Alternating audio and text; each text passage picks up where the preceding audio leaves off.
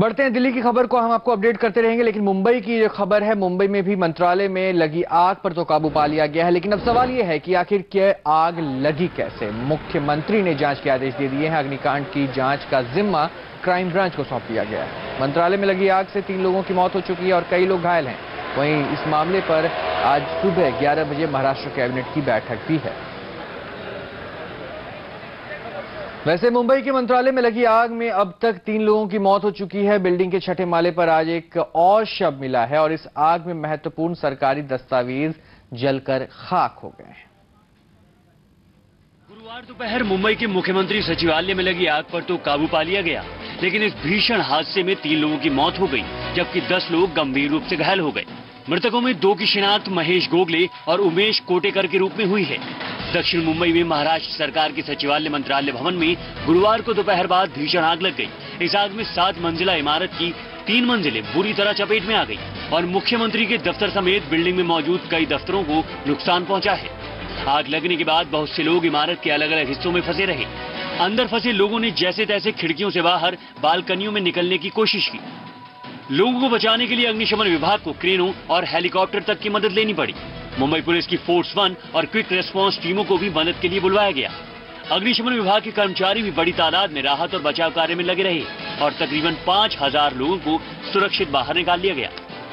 मंत्रालय में काम करने वाले 5-5.5 हजार लोगों को जीवनदान मिला। ये फायर ब्रिगेड के कारण मिला। यहाँ की फायर ब्रिगेड ने बहुत ही अच्छा काम किया, बढ़िया काम किया, इसलिए सभी लोगों को वहाँ जीवनदान मिला। मुख्यमंत्री पृथ्वीराज चौहान ने इसकी जांच का जिम्मा मुंबई पुलिस के क्राइम ब्रांच को सौंपा है। Inquiry has been ordered. Currently, the fire started the 4th floor. There was a server room. There was a sparking and a smoke came out of there. Room number 411. Nothing more can be said at this moment. Let us not speculate, because formal crime branch inquiry has been ordered.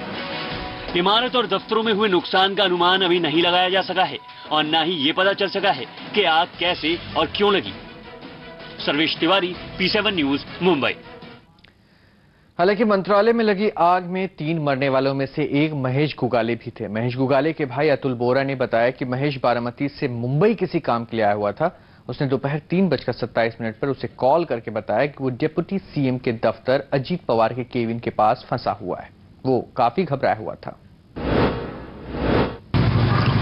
आज उसके कुछ काम से बारामती से वो बॉम्बे आया था और exactly at 3:27 he called me.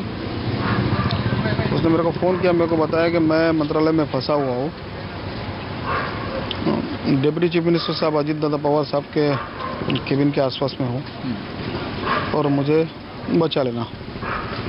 ये उसका लास्ट फ़ोन कॉल मेरे को था। बाद में मालूम पड़ा कि 2 डेड बॉडीज मिली है और 2 में से एक मेरे कजन की है। मुंबई का रुख कर रहे हैं अभी फिलहाल अश्विन पांडे हमारे साथ बने हुए हैं। अश्विन, मैं उस बारे में अपडेट लूं जो कैबिनेट की बैठक में चर्चा होना है, लेकिन उससे पहले ये जान लेंगे जो कैजुअलिटीज की संख्या है वो अब 2 से 3 हो चुकी है। फिलहाल हालात कैसे बने हुए हैं, क्या कहना है डॉक्टर्स की टीम का? संभावनाएं जितने भी गंभीर लोग स्थिति में थे उनकी क्या कुछ स्थिति अभी बनी हुई है?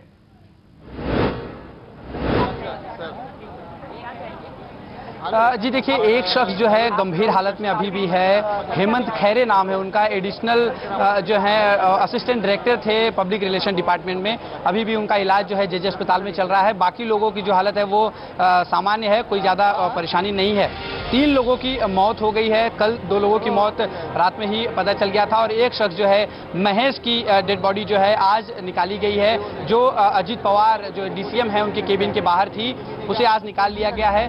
कुछ देर पहले अजीत पवार से यहाँ पर मीडिया से बातचीत करते हुए उन्होंने कहा कि 3 लोगों की मौत हुई है। बाकी जो स्थिति जो है, बाकी जो कैजुअलिटीज हैं, बाकी जिन लोगों को थोड़े बहुत चोट आई है वो इस वक्त उनकी स्थिति सामान्य है। एक बात उन्होंने यहाँ पर बड़ी ही यहाँ पे आश्चर्य की उन्होंने प्रकट किया। हालांकि उनके इस बात को किस तरह से लिया जाए वो समझ में नहीं आ रहा। उनका कहना था कि उनका जो केबिन है वो पूरी तरह से जल के खाक हो गया है, लेकिन उन्हें आश्चर्य होता है कि सीएम का केबिन नहीं जला। अब उन्हें आश्चर्य किस बात का होता है ये समझ में नहीं आता कि केबिन ना जलने का आश्चर्य हो रहा है या फिर केबिन जल जाता तो शायद उनको आश्चर्य होता। ये बड़ी ही अलग ढंग से उन्होंने बात की। मेरे साथ जिस फ्लोर से आग शुरुआत हुई थी उस मंत्रालय के कर्मचारी हैं, इनसे बातचीत करेंगे। ये बताइए आग की जब शुरुआत हुई थी उस वक्त क्या माहौल था वहां पर?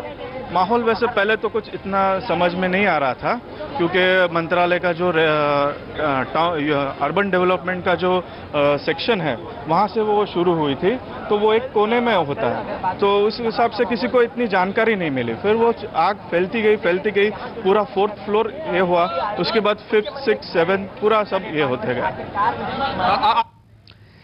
बहुत बहुत शुक्रिया अश्विन के साथ मुंबई से जुड़े हुए थे। तस्वीरें आप देख रहे थे। तस्वीरों के बाद भी कई सवाल खड़े हो रहे हैं कि मंत्रालय में जो ये आग लगी, आग के पीछे क्या कोई मकसद है, कोई साजिश है, और अगर है तो फिर उनके सवालों के जवाब की तलाश भी अब की जाएगी। वैसे मंत्रालय में लगी आग ने पूरी इमारत को तहस नहस कर दिया है। 3 जिंदगियां लील हो गई हैं, लेकिन ये मुंबई नगरी की ही तासीर है जहां हादसे मायनगरी की रफ्तार पर नहीं लगा पाए। हर रोज की तरह आज सुबह ही मंत्रालय के सामने तिरंगे को पूरे शान से फहराया गया। आग की वजह से काली पड़ चुकी इमारत के सामने धीरे धीरे तिरंगा आसमान की ओर बढ़ा और हवा के झोंकों के साथ पूरी शिद्दत के साथ लहराता रहा, इस संदेश के साथ कि कभी रुकना नहीं, कभी थकना नहीं। जिंदगी में आए कितनी भी चुनौतियों के सामने कभी झुकना नहीं। खबर अब इलाहाबाद से।